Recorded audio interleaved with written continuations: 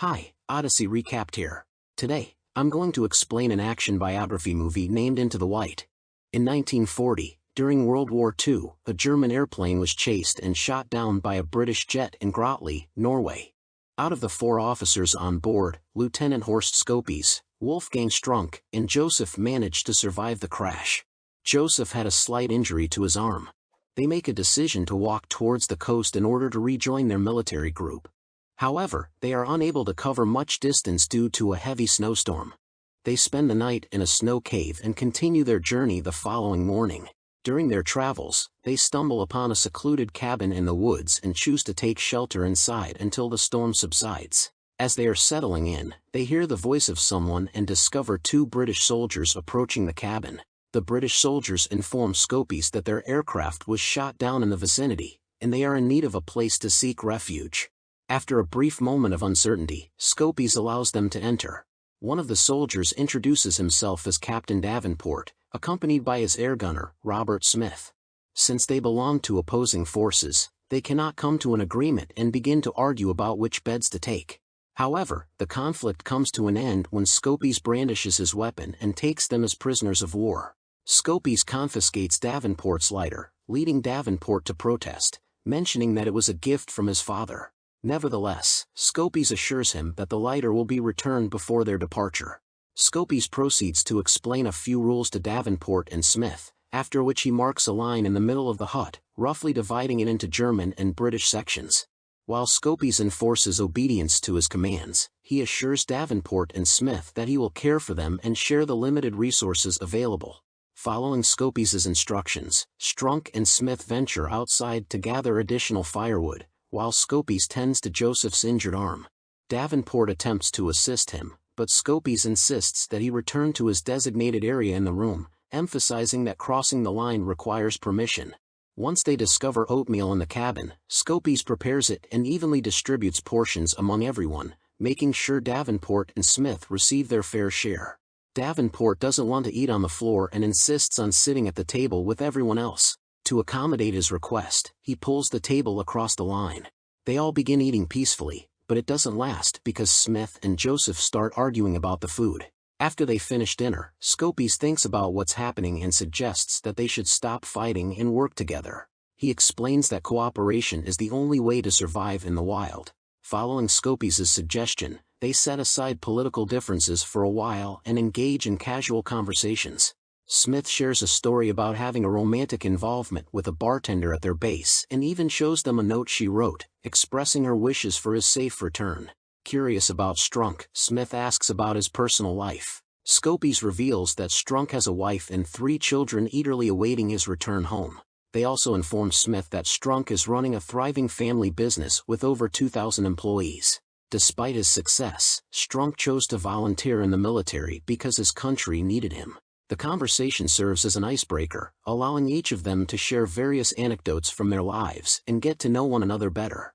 Once they finish washing the dishes, Davenport suggests to Scopes that he should use the alcohol from his compass to prevent any infection in Joseph's wound. Davenport even assists them in reading the maps. The following morning, Scopes wakes everyone up and explains that they need to continue their journey to the coast because their food and firewood are running low. Davenport proposes that they should go their separate ways, but Scopes declines, stating that it goes against the rules they have established. This leads to another argument about which group, the Germans or the British, is better at following rules. However, they soon realize that they have no choice but to resolve the disagreement because they cannot survive without each other's assistance. They begin their journey, but they are compelled to return to the cabin promptly due to a harsh snowstorm that causes them to lose sight of one another. Once they have no more food left, they reluctantly start cooking and eating moss just to survive. While sitting at the table, Scopes tries to distract them and asks Smith if he truly was a champion at playing darts, as he had claimed before. Smith decides to demonstrate his skills by hitting various buttons on Joseph's coat. This game not only brings them closer together but also provides them with enjoyment as they laugh at the prank played on Joseph. While they are outside, Smith catches sight of some reindeer and attempts to signal the others so they can hunt them. Unfortunately, the reindeer vanish before Davenport and Scopes can join him. Once they all return inside, Smith provokes Joseph by claiming that he used the pages from Joseph's book as toilet paper. In response, Joseph points his gun at Smith and threatens to shoot him, despite Scopes ordering him to stop. Witnessing this tense situation, Davenport intervenes and encourages Joseph to obey his commander's orders by lowering his weapon. Taking advantage of their distraction, Smith seizes a gun from the floor and holds Joseph as a hostage, while compelling Scopes to disarm himself. This abrupt turn of events prompts Davenport to assert control by insisting that they relocate to the Germans' side of the cottage, with Davenport assuming command. Later on, they engage in a conversation about the consequences of war. Smith inquires about Scopes' viewpoint on Germany's invasion of multiple countries. Scopes responds by expressing his sadness but explains that he must obey the orders of his superiors. Smith accuses Germany of seizing other countries' lands, to which Scopes argues that the British have done the same, referring to their colonization of India and other territories.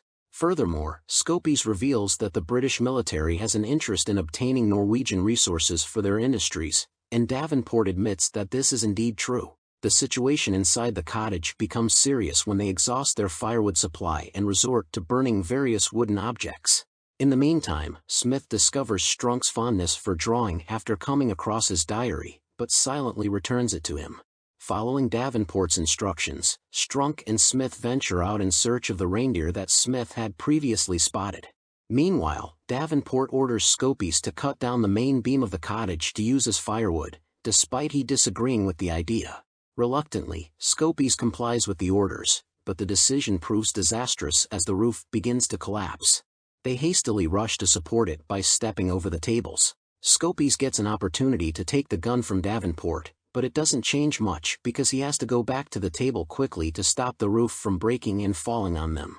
While they're standing there, Scopes feels weak and tells Davenport that he sees himself as a failure. He explains that he was in a plane crash before that caused the deaths of 3 people, and now he's concerned about Joseph's worsening wound. While they are outside, Smith sees a rabbit and shoots it. They bring the rabbit back to the cabin while having a calm conversation. Once they return, Strunk promptly helps support the roof by using a temporary pillar. Smith realizes that the situation has changed. Davenport is now the prisoner, and Scopes has the gun. Smith and Scopes aim their guns at each other, but both agree to stop shooting until they find a way out of their difficult situation. After storing their guns in a box outside the cabin, they shift their attention to the rabbit, preparing it for a proper meal. As time passes, they grow closer to one another and assist each other with various tasks, disregarding the boundary line. However, they soon realize that Joseph's arm has become infected with gangrene. In an attempt to save his life, Davenport proposes amputating the arm. With no other viable options, Scopes instructs them to gather wood from the walls and floors, and boil water to disinfect the axe. While they follow these instructions, Strunk accidentally discovers a hidden box filled with dried meat and drinks beneath the floorboards. They decide to make Joseph intoxicated and request Scopes to amputate his arm. However, Scopes finds himself unable to carry out the task. While this is happening, Joseph wakes up and becomes anxious upon seeing everyone gathered around him. To prevent any resistance, Smith strikes Joseph, causing him to lose consciousness once more. Reluctantly, Scopes proceeds to amputate Joseph's arm using the axe. Uncertain about what to do with the severed arm, Scopes proposes wrapping it in something and burying it. He also suggests holding a small ceremony in Joseph's presence to honor the lost limb. The group of friends finally gets along and spends the night playing games while Smith sings a song for them. Meanwhile, the Norwegian forces make plans for their next move and start heading towards their next target. Inside the cottage, Scopes and Strunk show off their traditional dances. When it's Davenport's turn to do something, he finds 4 hidden cigarettes and offers them to the group. He explains that he was saving them until they reach the coast, but now he thinks it's the perfect time to use them. Afterward, Smith and Strunk engage in another meaningful conversation.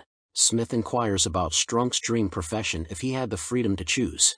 Strunk believes he should prioritize his obligations to his country, but Smith holds a different view. He encourages Strunk to pursue a path that brings him happiness and fulfillment instead. As the weather improves, the rescue teams locate the wreckage of their jets and commence the search for survivors. Joseph regains consciousness and is startled to see his injured arm, but Scopes is there to comfort him. Scopes explains the situation and reassures Joseph that the action was taken to save his life. They talk about their next steps, and Scopes believes that splitting up would be a good idea. However, Smith doesn't agree with this plan. Instead, he proposes that he will head to the hilltop to scout for the best route. Afterward, he'll come back to the group and lead them along that path. Strunk decides to accompany Smith on this mission. They get ready by preparing the skis they found in the cottage and embark on their journey. Meanwhile, Davenport and Scopes stay behind to take care of Joseph. They finally make it to the top of the hill. There, Strunk reveals that he always wanted to be a painter, but he thought it wouldn't pay enough. Smith notices how much Strunk loves painting and suggests that, once the war ends, he could go to Paris and paint tourists there, which would be amazing. But for now, it's not possible because of the ongoing war. After spending some time there, they start skiing down the hill. Unfortunately, Norwegian soldiers shoot Strunk, and they also capture Smith. The soldiers make Smith guide them back to the hut where they were staying. At the hut, Scopes is deeply sad about the loss of his friend who got shot. After getting Strunk's drawings from the cottage, the soldiers capture the rest of the group and plan to take them back to their military camp. When they get back to the camp, Smith and Davenport are questioned by their boss. He believes they should have killed the Germans instead of staying with them. He even says that this act could be seen as treason, as he suspects they might have worked with the Germans. During their talk, Scopes arrives and keeps his promise by returning Davenport's lighter. However, Davenport feels too upset to look at him. After Scopes leaves, Davenport gets angry and talks back to his boss. He explains that they didn't betray their countries but were simply doing whatever they could to stay alive. Afterward, Scopes and Joseph are taken away on a boat, and Smith and Davenport watch them leaving from the dock. They exchange glances with each other. Later, it becomes known that Scopes and Joseph were taken to prisoner camps in Canada. Smith and Davenport return to combat, but sadly, during their next flight, their plane is shot down, and Smith loses his life. In 1977, Scopes receives a call at his home in Munich. It's Davenport on the line, inviting him to London. Make sure you subscribe and turn on the notifications so you can watch more videos like this. Thanks for watching.